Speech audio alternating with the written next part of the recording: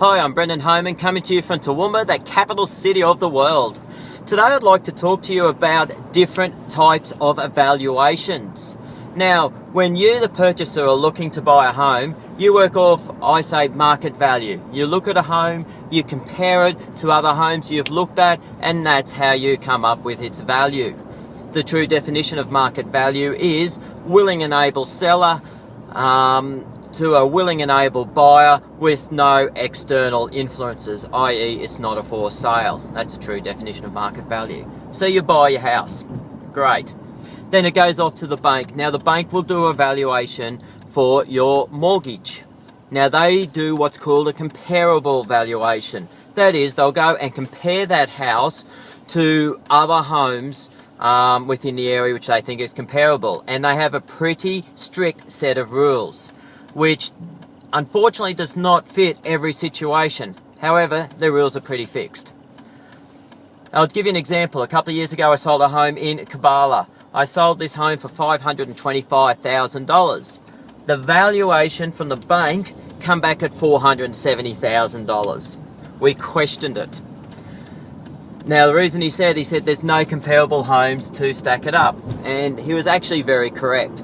See, in Kabbalah, it's a little town just north of Toowoomba. There's only about 200 homes in Kabbalah. It's got the range on one side, it's got an army base on another, and it's all farmland on the rest. So it's only a little rural town.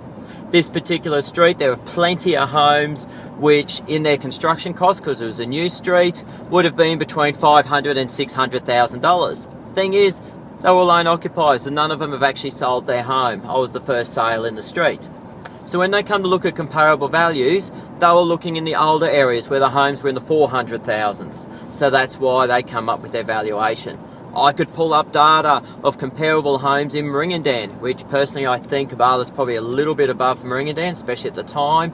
Highfields, now again, Highfields I thought would be a little bit more expensive, but take some money off them, which were comparable.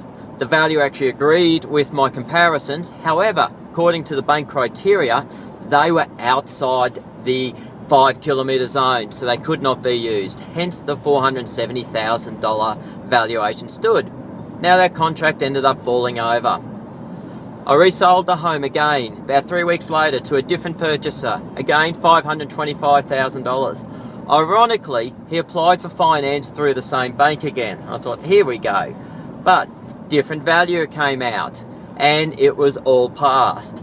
So the valuers also have, it's an opinion, so they also have a little bit of discretion. Whether or not they want to exercise that discretion or not is another thing.